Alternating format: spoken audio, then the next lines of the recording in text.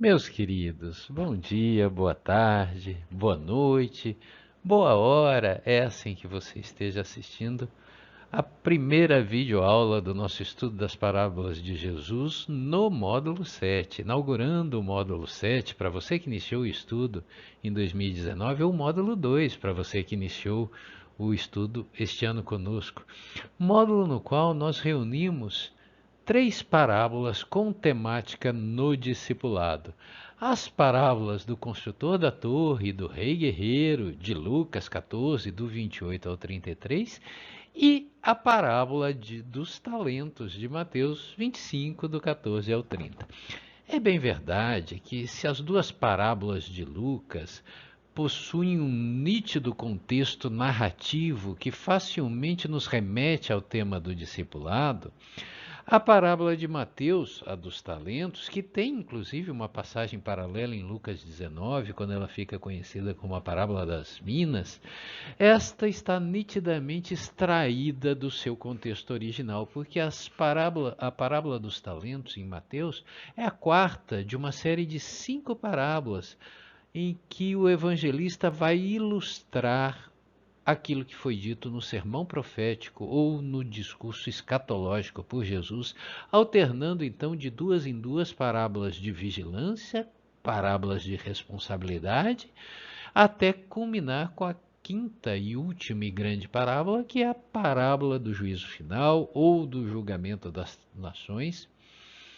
A parábola dos talentos é a quarta nessa série de 5. Tanto o sermão profético quanto as parábolas de vigilância que o ilustram vão ser objeto de módulos específicos ainda esse ano, se Deus quiser, no nosso grupo de estudo. No entanto, a parábola dos talentos se fez atraída para esse módulo em razão da similitude do tema que ela alegoriza, que é o tema do trabalho.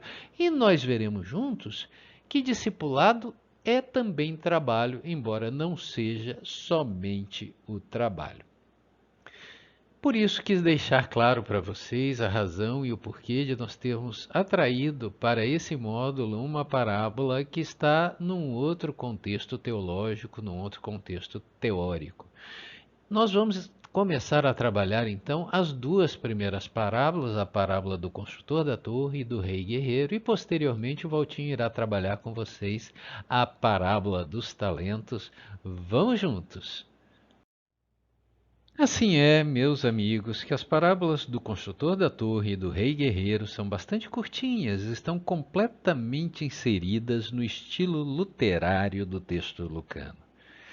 Como já vimos antes, no módulo das parábolas sobre a oração ou sobre o uso do dinheiro, por exemplo, módulos que estudamos no ano passado, Lucas traz as parábolas dentro de um diálogo ou de uma intercorrência de Jesus com seus seguidores. Jesus está sempre em movimento no Evangelho de Lucas e são utilizadas para ilustrar ensinamentos ou logions que são prévios e às vezes posteriores. Lucas utiliza-se então das parábolas como recurso ilustrativo dos ensinamentos ou para os ensinamentos de Jesus, não como os ensinamentos em si mesmos, como você encontra, por exemplo, no evangelista Mateus. Dito isto, vamos ao texto parabólico para posteriormente abrirmos o contexto literário para que vocês compreendam melhor aquilo que eu estou tentando lhes passar. Primeiro, a parábola do construtor da torre, que vai nos versículos 28 até o 30, seguido imediatamente pelo seu complemento, a parábola do rei guerreiro, que vai do 31 ao 32. Diz o texto bíblico: Porquanto, qual dentre vós, querendo edificar uma torre, primeiro não se assenta e calcula o custo do empreendimento e avalia se tem os recursos necessários para edificá-la? Para não acontecer que, havendo providenciado os alicerces, mas não podendo concluir a obra, todas as pessoas que a contemplem inacabada zombem dele. Proclamando: Este homem começou grande construção, mas não foi capaz de terminá-la. Ou ainda, qual é o rei que, pretendendo partir para guerrear contra outro rei, não se assenta primeiro para analisar se com 10.000 soldados poderá vencer aquele que vai enfrentá-lo com 20.000? Se chegar à conclusão de que não poderá vencer, enviará uma delegação estando o inimigo ainda longe e solicitará suas condições de paz. Percebam, meus queridos, que estas duas histórias, isoladas do seu contexto literário, pouco dizem aos seus ouvintes e aos seus leitores.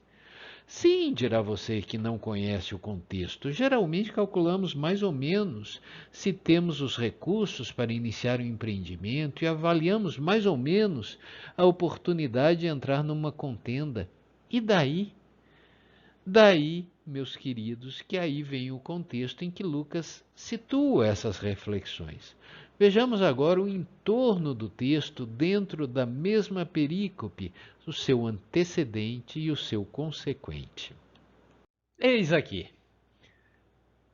Dentro dessa mesma perícope, que tem o título de O Preço do Discipulado, na Bíblia King James atualizada, nós temos um antecedente e um consequente, que vai dar para vocês o contexto em que Lucas entendeu por bem inserir as duas parábolas. Vamos a eles.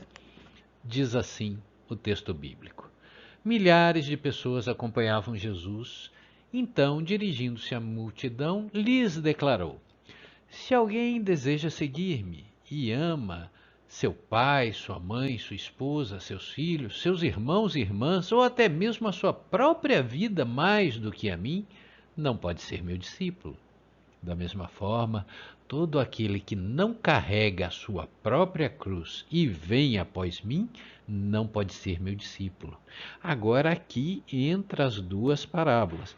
E embaixo Lucas conclui: Assim, portanto, todo aquele dentre vós que não renunciar a tudo quanto de mais estimado possui, não pode ser meu discípulo.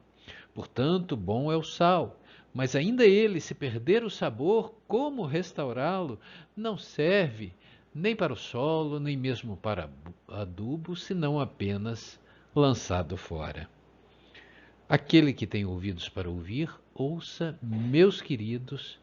Esse contexto, essa moldura, traz o significado que está ilustrado pelas duas parábolas dentro da estrutura narrativa de Lucas. Ele está falando acerca do discipulado, conforme ficará ainda mais claro no próximo slide, no gráfico que eu preparei para vocês. Vamos a ele. O tema é, pois, o discipulado e, mais especificamente, as condições para o discipulado. Vejamos, se pegarmos algumas traduções bíblicas tradicionais, como é que elas nomeiam essa perícope, essa passagem. Lembrando que uma perícope é um conjunto de versículos, uma espécie de subdivisão, de título que vai compor um capítulo, uma fragmentação da passagem dentro do capítulo. A Bíblia King James, de orientação evangélica, vai nomear essa perícope como sendo o preço do discipulado ou o custo para seguir Jesus. Já a Bíblia de Jerusalém, de orientação católica, irá chamar a atenção para a renúncia ao que temos de mais caro ou a renúncia a todos os bens. A tradução mais sóbria de Haroldo Dutra Dias, que ele vai fazer do Novo Testamento, vai denominar essa perícope simplesmente como as condições para seguir Jesus, e é justamente disso que trata o conjunto desse texto, conforme fica claro a partir desse quadro sinótico que nós expomos aí, vendo que de um lado ficam as condições para o discipulado, do outro lado fica o resultado.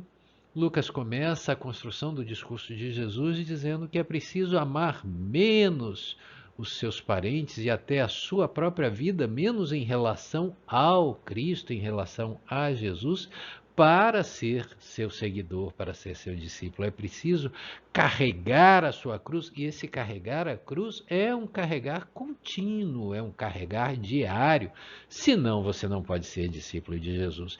E aí se encaixam as duas parábolas que são objeto do nosso estudo, que vão trazer a reflexão que nós devemos fazer antes de empreender.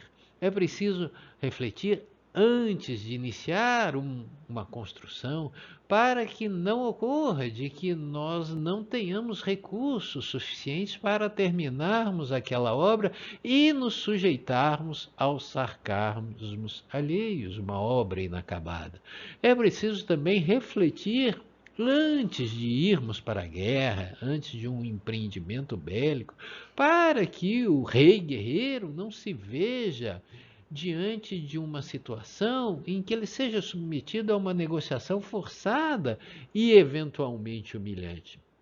Ilustrada a ideia primeira pelas parábolas de Jesus, Mateus retoma então o logion, o raciocínio, o ensinamento, e vai dizer que também é preciso renunciar aos seus bens para ser um discípulo de Jesus. Ele traz mais um ensinamento. E esse ensinamento o Haroldo deixa fora dessa perícope. As Bíblias tradicionais o incluem, porque esse ensinamento vai fazer referência a Mateus 5,13, onde ali está dito a respeito da missão dos próprios discípulos, que veio a ser o sal da terra, a luz do mundo, porque de que utilidade tem o sal, que é uma coisa boa, mas se tornar insosso, para que ele serve? Meus queridos, eu entendo perfeitamente cabível, mas esse logion, como inseriu Lucas dentro dessa mesma perícope, porque sobretudo, uma espécie de fecho às condições do discipulado que ele empreende aqui. Vamos então pensar um pouco mais essa questão do discípulo e do discipulado a partir daquele contexto histórico, daquele momento histórico e cultural vivido naquela época pelos envolvidos, para então podermos ter uma compreensão menos anacrônica do que estamos tratando. Então é bom lembrar que grandes multidões passaram a seguir Jesus, porque ele começou a produzir aqueles sinais, ou milagres, ou sinais que seriam indicativos da presença do Messias, do Cristo, do ungido, que era esperado pelo povo para aquele tempo, para aqueles dias. O cardeal emérito de Roma, Papa Bento XVI, Joseph Ratzinger, hoje Papa emérito, do catolicismo, vai lembrar na sua trilogia Jesus de Nazaré, citando Marcos, que Jesus constituía os discípulos para que estivesse com eles e para os enviar. E aí, nesse contexto, você há de se lembrar rapidamente dos 12 que constituíram aquele núcleo mais íntimo, mais próximo de Jesus, conhecido como apóstolos. No entanto, o texto de Lucas, e só Lucas, vai nos informar que o núcleo de discípulos de Jesus não ficou restrito àqueles 12 apóstolos, os 12 mais conhecidos. Em Lucas 10, você lerá que Jesus constitui outros 70 ou 72. Os pergaminhos bíblicos não são precisos quanto ao número, mas eu acredito que são outros 72, baseados até numa crônica de Hermínio de Miranda, que inclusive os nomeia um a um. Jesus envia outros 72 para, em seu nome também, pregar as boas novas do reino, e que o reino havia chegado. Então, mas antes disso, em Lucas 9, antes de Jesus enviar esses outros 70 ou 72, nós vamos ver em Lucas 9 que a turma, uma quantidade significativa de interessados ou de candidatos ao discipulado, se apresentaram, e Jesus, então, naquele contexto, vai fazer as suas considerações acerca dos pré-requisitos necessários para ser um seguidor de Jesus. Esses seguidores vinham então atender essa perspectiva de que o Messias estaria entre eles.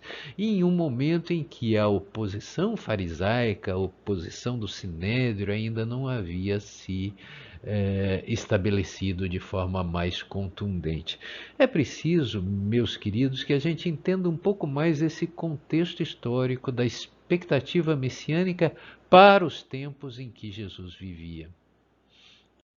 E essa expectativa, ela está fundada na leitura de um texto do Antigo Testamento hoje, mas na verdade das escrituras hebraicas, o Tanakh, a Bíblia hebraica, a única existente ao tempo de Jesus.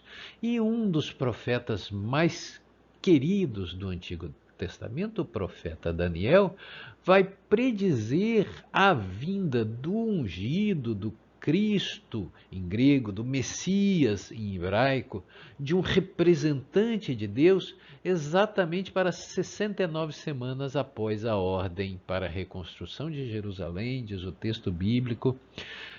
Saiba e entenda que a partir da promulgação do decreto que manda restaurar e reconstruir Jerusalém, até que o ungido venha, haverá 7 semanas e 62 semanas. Esse período, essa contagem desse prazo para a vinda do Messias, ele tem uma determinação inicial. Essa determinação inicial da contagem do prazo, ela está marcada na leitura de outro profeta do Antigo Testamento, o profeta Neemias, que é ele quem termina a construção de Jerusalém. No livro de Neemias, no capítulo 2, nos versículos de 1 a 8, você lerá que a ordem para a reconstrução de Jerusalém foi dada no 20º ano do reinado de Artaxerxes. E isso você pode constatar nesse gráfico que esse slide aí mostra, porque o reinado de Artaxerxes, o 20º ano do reinado de Artaxerxes, foi exatamente no ano de 455 antes da Era Comum, calendário hebraico, ou antes de Cristo, calendário gregoriano. Entendido então, como eles entendiam, que a semana profética se remetia ao ano sabático do judaísmo, aquele ano, aquele período em que depois de 6 anos, no 7º ano a terra descansaria, no 7º ano as dívidas seriam remidas, seriam perdoadas, era entendido então que a semana profética era composta por 7 anos e não por 7 dias. O que nos leva a uma conta básica, ou seja, 483 anos depois da ordem para a reconstrução de Jerusalém, contada do ano de 455, ou 434 anos depois de Jerusalém reconstruída, seria o ano em que o Cristo ungido, o representante divino, se apresentaria para Israel. Esse marco temporal termina exatamente no ano de 28 da Era Comum. Aí no slide fala em 29, mas é no ano de 28 antes de Cristo, ou melhor, depois de Cristo, ou da Era Comum. Ano em que um certo João Batista funda um movimento messiânico para dizer que os tempos haviam chegado e que o Messias já estava entre nós, e aponta para Jesus como sendo, nas poéticas e belíssimas e simbólicas palavras do texto de João capítulo 1, eis aí o Cordeiro de Deus, aquele que tira o pecado do mundo. Então, é preciso entender que o Messias, o Cristo ungido, era esperado para aqueles dias. Mas é preciso entender também qual era a expectativa que esse Messias deveria cumprir. Que Messias era esse que era esperado? E aí você lerá, aprofundando-se nas escrituras do Antigo Testamento, ou do Tanakh, da Bíblia hebraica, você verá que há pelo menos 2 grandes paradigmas messiânicos antagônicos e antitéticos entre si. dois modelos, mas a grande expectativa se formava em torno do messianismo davídico. Messianismo davídico irá se reportar ao período de reinado do rei Davi. O rei Davi foi o segundo dos reis de Israel. Os reis de Israel foram aqueles que sucederam os juízes. E os juízes foram aqueles que sucederam o vácuo de liderança deixada pela morte de Josué, que por sua vez foi o sucessor de Moisés, aquele que entrou com o povo hebreu na terra prometida e a conquistou. Eis aí a história de Israel, de Davi, de trás para frente. Pois bem, dizia eu, Davi foi o segundo dos reis de Israel, foi o sucessor de Saul, mas foi um rei muito carismático. Foi um rei que teve muito êxito durante o seu reinado, porque além de ser um exímio guerreiro, Davi foi também um artista, tinha alma de poeta, é dele a maior parte dos salmos, e era uma pessoa muito carismática a ponto de conquistar o amor das duas filhas e do filho de Saul, e reunir em torno da sua liderança todo o povo de Israel, que é como o texto hebraico se refere às 12 tribos de Israel. E mais do que isso, o reinado de Davi foi um reinado de grande prosperidade e domínio do povo hebreu em torno daquela região. Foi o momento em que o povo hebreu mais expandiu geograficamente, politicamente, territorialmente. Foi um tempo de grande riqueza e foi Davi que levou a arca da aliança para Jerusalém. E lá diz a segunda parte do livro de Crônicas, ou melhor, a segunda parte do livro de Samuel, ou a primeira parte do livro de Crônicas. Os livros do Antigo Testamento têm essa peculiaridade, eles se repetem numa perspectiva histórica e numa perspectiva profética, eles vão repetindo as histórias, o que lhes confere também autenticidade.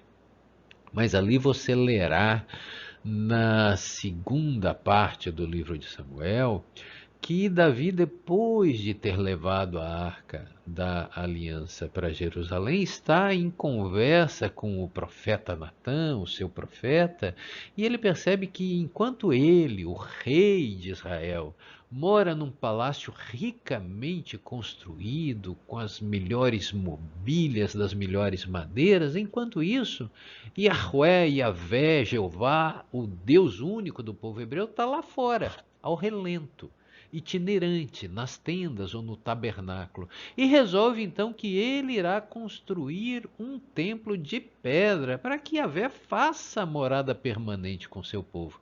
Natã, num primeiro momento, acha muito boa ideia, mas no dia seguinte volta com o oráculo divino, dizendo que a ideia era muito boa sim, mas que não caberia a Davi a construção desse templo, porque embora Davi tivesse sido um rei muito fiel ao seu Deus, ele fora também um rei guerreiro e havia muito sangue em suas mãos, de maneira que ele não estaria cerimonialmente puro para a construção daquele templo, daquela obra. E vai remeter para Salomão, o seu filho e sucessor do seu reino, a tarefa de construção desse templo. No entanto, o oráculo divino extrapola essa relação de templo, de construção e de filiação imediata de Davi com Salomão, para dizer que numa outra relação de sucessão, com um outro sucessor de Davi, de cuja linhagem, diz o texto bíblico, o poder jamais se apartaria, com outro dos filhos de Davi, portanto, ele, Yahvé, construiria um templo que seria perpétuo, que duraria para sempre, com esse outro sucessor. Ele me terá por pai, e eu o chamarei de filho, e o seu reino será eterno.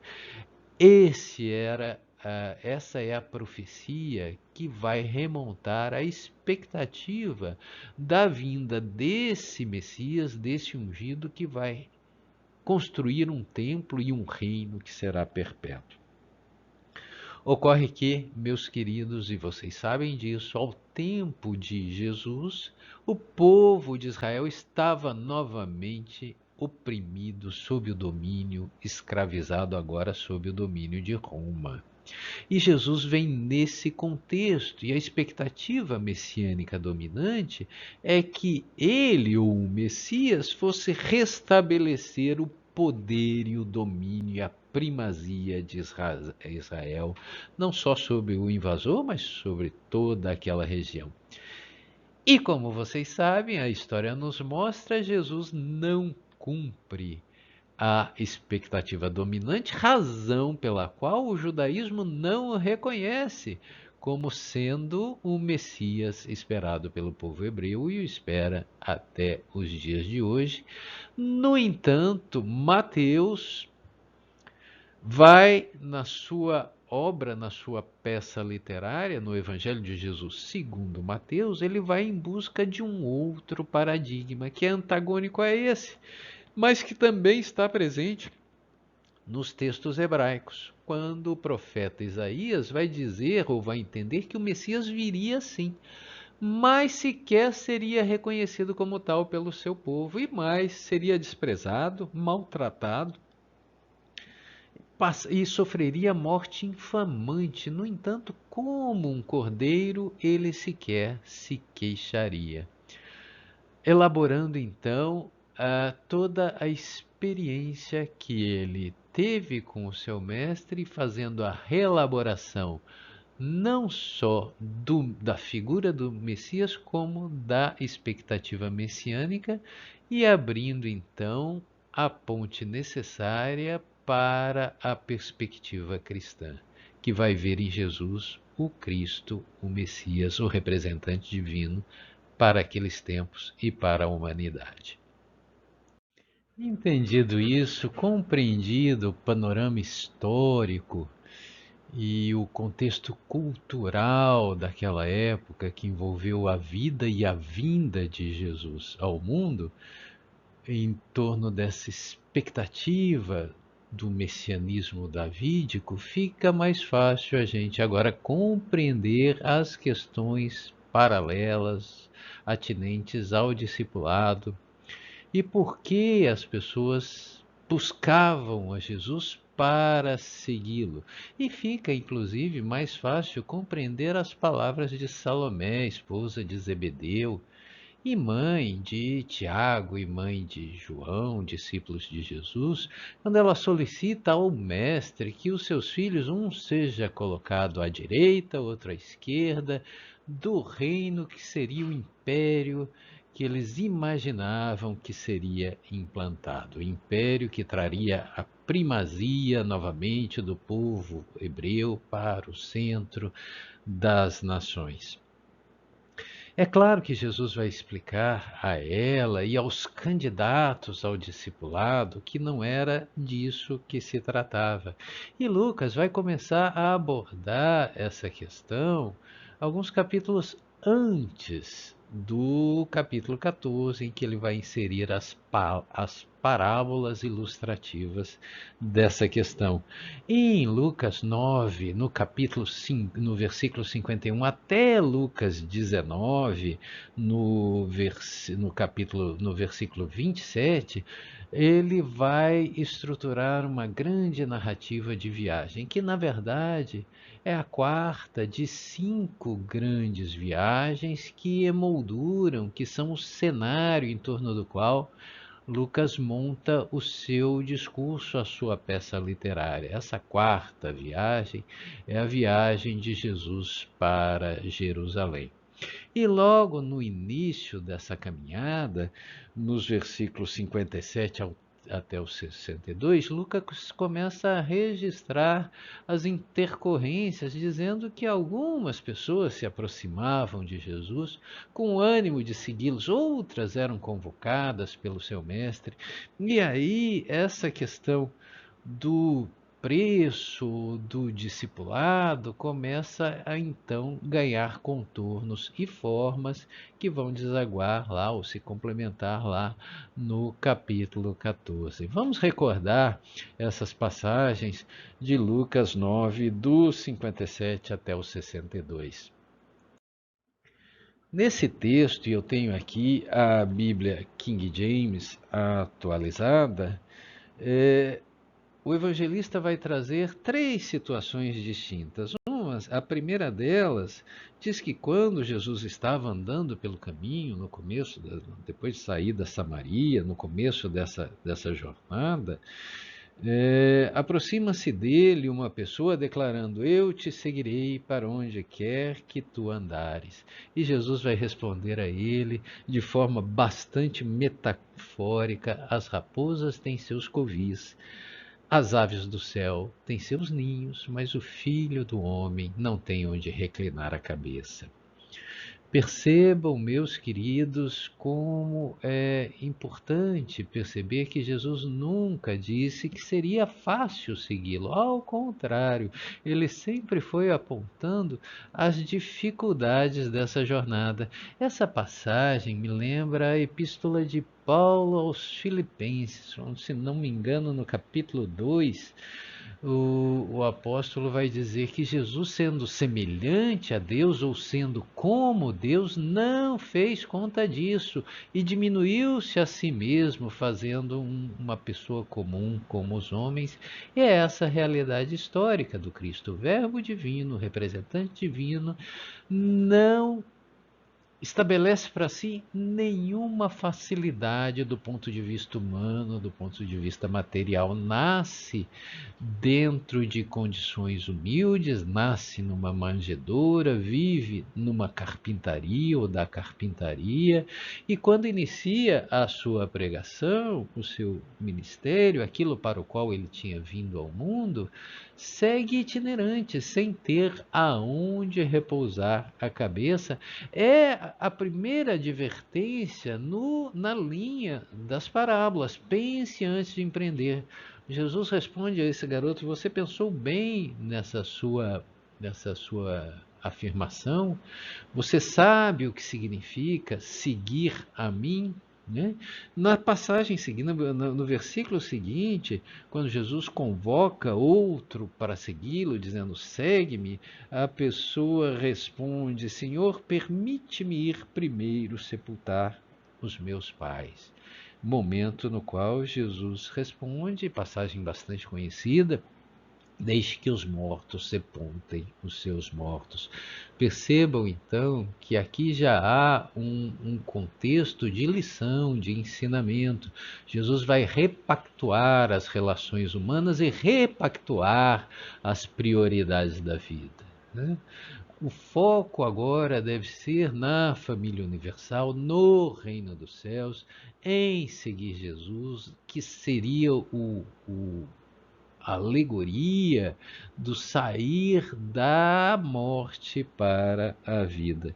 E no momento seguinte, outro lhe prometeu, diz Lucas: Senhor, eu te acompanharei, mas deixa-me primeiro despedir-me dos meus familiares. Vejam, meus amigos, o mesmo contexto ao que Jesus diz: ninguém que lança a mão do arado e olha para trás é digno de mim ou digno do reino, trazendo então mais aqui alguns elementos para reflexão. Seguir Jesus é pegar no arado. O trabalho, o serviço, ele está dentro do contexto do discipulado, mas ele deve ser um trabalho, um serviço constante, permanente, sem relutâncias, sem prioritário. É assim que Jesus via o discipulado e traz nessas páginas registradas por Lucas. E aí, meus queridos, a gente começa então a repassar o texto dos diversos autores que norteiam o nosso estudo, em busca agora, mais especificamente, da compreensão das parábolas. Vamos ver o que eles dizem, porém, não sem antes dar uma passadinha no Evangelho de Tomé. Evangelho de Tomé, que você sabe, não é um texto canônico. Não foi selecionado pelos patrísticos, pelos pais da igreja, para compor o arcabouço das tradições cristãs no Novo Testamento. Tomé é um evangelho que foi resgatado recentemente, no metade do século passado, nas ruínas de Nag Hammadi, dentro da biblioteca dos essênios, que tem ali textos gnósticos que vão ser representativos de uma nova ou de uma diferente maneira de ver a vida de Jesus e a mensagem do Evangelho. No entanto, esses textos, depois que o imperador Constantino estabeleceu o cânone e que a maneira como deveria a ortodoxia cristã, esses textos paralelos passaram a ser perseguidos sob o título, a alcunha de textos apócrifos. E alguns deles foram enterrados, guardados na famosa Biblioteca dos Essênios, que foi arqueologicamente descoberta recentemente. Curioso perceber que o Evangelho de Tomé passou a ser então uma espécie de régua, porque Tomé ele não traz um olhar doutrinário, como você vê nos textos canônicos, né? Tanto Mateus, quanto Lucas, quanto Marcos, eles trazem um olhar, uma construção teológica em torno dos ensinos e da vida de Jesus. O Evangelho de Tomé é aquilo que eu gosto de chamar como sendo a lei seca. Não há doutrina, ele está disposto em 114 tomos, ou ditos, ou falas, ou logias, logions, ensinamentos de Jesus. E ele começa geralmente com uma frase: o Senhor disse, e aí vem a lição, vem o ensinamento. Eu ia dizendo que esses textos passaram a ser confrontados com os textos canônicos e foi dando autenticidade a muitas daquelas passagens, a muitas daquelas parábolas que estão narradas nos evangelhos. Porém, alguns deles, alguns dos ensinamentos, não se encontram registrados. Esse é um deles, o tomo 82 do Evangelho de Tomé, mas me parece absolutamente pertinente para o contexto do nosso estudo, em que Jesus teria dito: quem está perto de mim está perto do fogo, quem está longe de mim está longe do reino. E isso é muito bonito e até certo ponto muito profundo, porque facilmente a gente consegue perceber que a proximidade com Jesus é a proximidade do reino. Mas a gente poucas vezes consegue perceber, pelo menos no princípio da vida do discipulado, ou quando nos candidatamos a essa jornada junto a Jesus, a gente vai perceber que entrar por esses caminhos é um caminho desconfortável, é um caminho que queima, é um caminho que arde, é um caminho que muitas vezes incomoda. Um dos autores que nós consultamos e que compõe a nossa bibliografia, vai resumir isso nessa frase: a proximidade de Jesus é perigosa, porque ela não significa felicidade terrena, facilidade terrena, pelo contrário, envolve o fogo da tribulação e da provação pelo sofrimento. É exatamente isso que Jesus deixa claro no seu contexto apostólico mais próximo, nas últimas palavras de João 16:33, quando ele, preparando os seus amigos para os acontecimentos que iam suceder após a sua morte, o seu desencarne, a volta para a casa do Pai, ele diz: neste mundo passareis por aflições ou por tribulações, mas tende bom ânimo, eu venci o mundo. Perceba então que Jesus nunca isentou os seus seguidores do fogo das tribulações, das vicissitudes da vida e da provação pelo sofrimento. Essa, aliás, é inclusive uma marca do discipulado. O discípulo que passa junto ao seu mestre, ou supostamente junto ao seu mestre, sem o testemunho da tribulação, da provação, ele talvez não esteja exatamente no caminho da fogueira que arde, que queima e que renova o indivíduo. Comecemos a ver então o pensamento dos teólogos cristãos, não espíritas, os teólogos evangélicos e católicos, o que eles pensam, como eles fazem a exegese das parábolas do construtor da torre e do rei guerreiro, e eles vão dizer Klein Snodgrass, começando com ele, um dos mais atualizados, contemporâneo, ainda vivo, e um dos mais atualizados estudiosos do Novo Testamento e, sobretudo, das parábolas de Jesus. Ele vai dizer que a mensagem da parábola é clara. Tola seria a ideia de ser um discípulo sem considerar o impacto dessa decisão em nossa vida. O discipulado modifica os laços com familiares, exige disposição para entregar a própria vida, remove a ênfase no egoísmo, coloca-nos à disposição das outras pessoas e transforma a maneira como lidamos com os nossos recursos financeiros. Snodgrass pondo o dedo na ferida.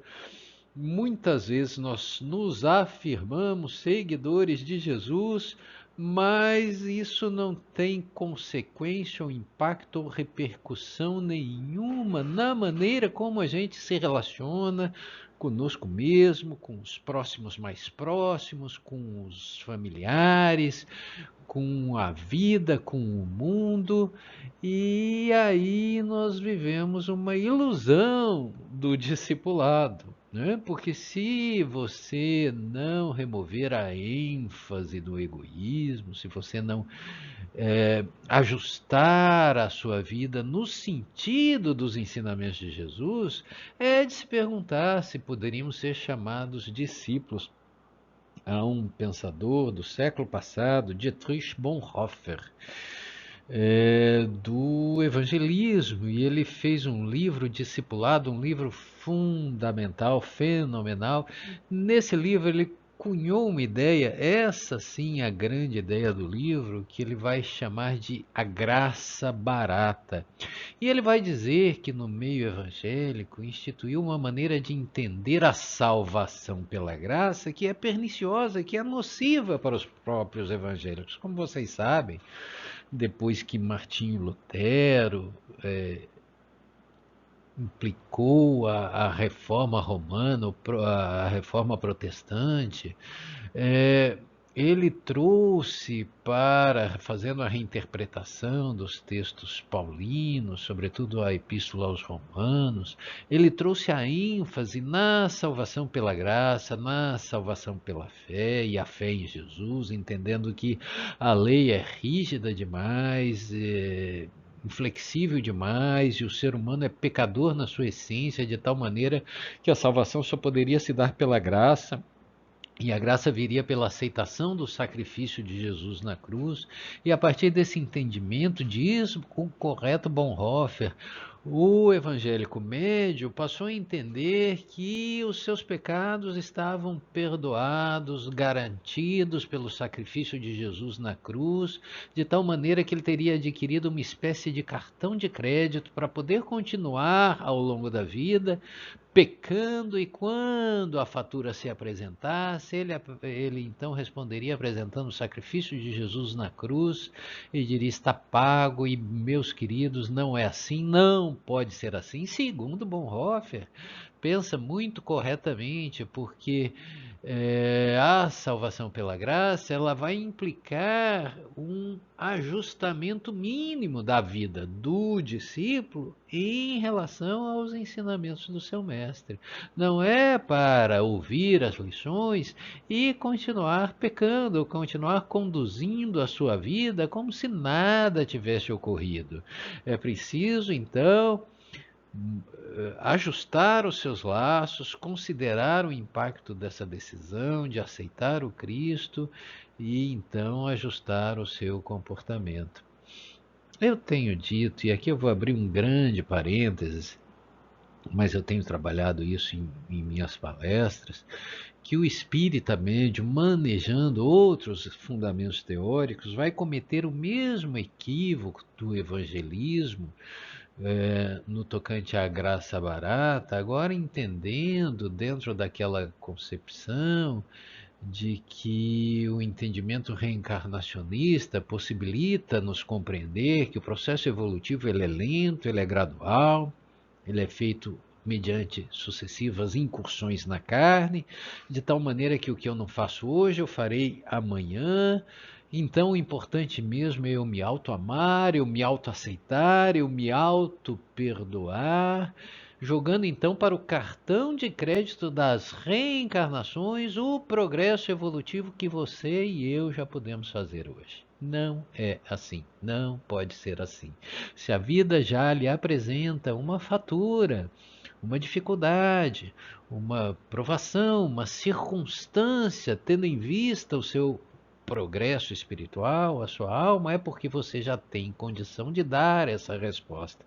Nós precisamos parar de postergar aquilo que nós já podemos fazer hoje, mediante essa compreensão equivocada de que a reencarnação nos permite adiar indefinidamente os processos evolutivos. Pode ser assim, mas de maneira alguma deve ser assim. Prossigamos. Entra aqui o slide de Michel Bourdieu, representante do pensamento da tradição católica, dizendo que o empreendimento a que se referem as parábolas consiste no engajamento de tornar-se discípulo de Jesus. Porém, diz ele, não basta engajar-se, é preciso estar pronto para ir até o fim das exigências que deverá se encontrar, fazendo então uma referência indireta ao conhecido, aquele que perseverar até o fim será salvo. Palavras de Jesus dentro do sermão profético, do discurso escatológico. Prossegue ele: o Evangelho requer longos, pacientes e custosos investimentos. São engajamentos de longa duração. É um projeto, um investimento de longo prazo.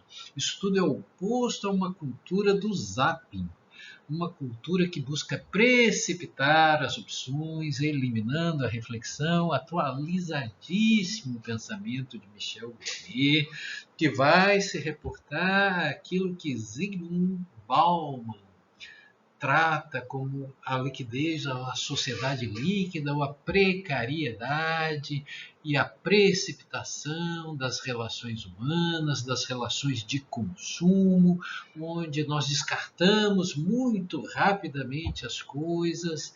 O discípulo muitas vezes se aproxima do Evangelho, se aproxima do seu mestre, muitas vezes movido por uma necessidade pessoal, muitas vezes trazido dentro daquele jargão espírita, levado por uma situação de dor, por um sofrimento pontual, e às vezes se entusiasma com o que ali encontra, só que esse entusiasmo ele é volátil, ele muitas vezes é fugaz, e logo, logo o mundo nos chama, ou chama esse discípulo, e ele não faz esse investimento de longo prazo, de longa duração, que sugere Bourdieu que é o investimento típico do discípulo de Jesus. Me parece aqui mais um pensamento bastante acertado. Aqui temos Herbert Lockyer, tradicional pensador evangélico contemporâneo de Kardec, que vai dizer que seguir Jesus é investir na construção da torre das virtudes mediante uma guerra sem tréguas travadas em nosso interior. Dá para objetar alguma coisa nesse raciocínio? Absolutamente nada. Ele é absolutamente adequado, né? O discipulado, ele se vive, ele se exerce em dois cenários, um cenário externo e um cenário interno. E é possível dizer que é o cenário interno que determina a maneira como você conduz a externalidade, a exterioridade da sua vida. Aquisição de virtudes, construção da torre das virtudes. E aí complementa ele: o que não custa nada também não tem valor nenhum. O discipulado significa uma vida em que as exigências de Jesus devem ocupar o primeiro lugar. Se ele não for Senhor de tudo, então não é o Senhor de nada. Não há meio termo para Locaia. Não há meio termo na mensagem fulcral do Evangelho, Mateus 6,33, buscai primeiro o reino dos céus e a sua justiça, porque esse é o centro da vida cristã e o resto, o entorno, é o acessório. É preciso deixar que os ensinamentos que você conhece, eles tomem parte do seu ser, a ponto de ele passar a influenciar a maneira como você vive, a maneira como você lida com o mundo. Senão você vai apenas conhecer Jesus, mas não vai seguir Jesus. Ideia que desenvolveremos também na nossa próxima videoaula. E terminando com uma provocação. Provocação essa que vem a partir da reflexão de Joaquim Jeremias, que pergunta: será que o discipulado é possível para todas as pessoas? A parábola da construção da torre, do rei que faz a guerra, diz ele, exortam ao autoexame. Nela, Jesus incute uma advertência. Cada um examine-se a si mesmo, maduramente, pois um meio começo é pior do que começo nenhum. Nesse mesmo sentido, Locaia vai dizer que uma vida inacabada é um espetáculo mais trágico do que um pedaço de cimento exposto ao léu, referência direta ao texto parabólico do construtor da torre. E aí, meus queridos? Será que o discipulado é possível para todas as pessoas? Ou que as exigências propostas por Jesus ali em Lucas, que vão emoldurar o contexto parabólico, são realmente inalcançáveis ou inatingíveis? Será que não conseguimos ou conseguiremos amar Jesus mais do que amamos os nossos parentes, os nossos afetos, a nossa própria vida? Será que nós conseguimos carregar diariamente a nossa cruz? Será que nós conseguimos abrir mão dos interesses materiais mais imediatos, ou isso é tarefa para uma casta, um grupo seleto de eleitos, de escolhidos? E, sobretudo, meus queridos, você entende mesmo que um meio começo é pior do que começo nenhum? Ou será que toda caminhada não se inicia por um primeiro passo? Ou, como diria o poeta espanhol, se não me engano, Antônio Machado, dizendo: caminhante, não há caminho, o caminho se faz ao caminhar.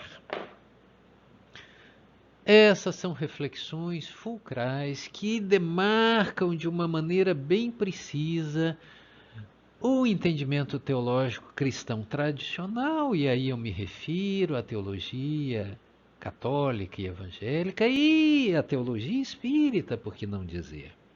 Sobretudo naquele momento em que ela introduz a compreensão da reencarnação dentro do contexto processual. A teologia tradicional está amarrada ao entendimento da unicidade das existências. É tudo ou nada aqui e agora. Nesse contexto, a visão espírita alarga o seu olhar para nos introduzir uma ideia processual. Mas isso é reflexão que vamos fazer na nossa próxima videoaula, em que revisitaremos esse contexto do discipulado, agora sim, a partir das premissas e dos referenciais teóricos doutrinários. Por enquanto, respondam vocês à provocação de Jeremias. O discipulado é permitido, é alcançável por todos, ou as exigências são demasiadas para que nós o atendemos? E mais, um meio começo é melhor, é pior do que começo nenhum? Respondam vocês, meus queridos, e até a nossa próxima videoaula. Um abraço a todos.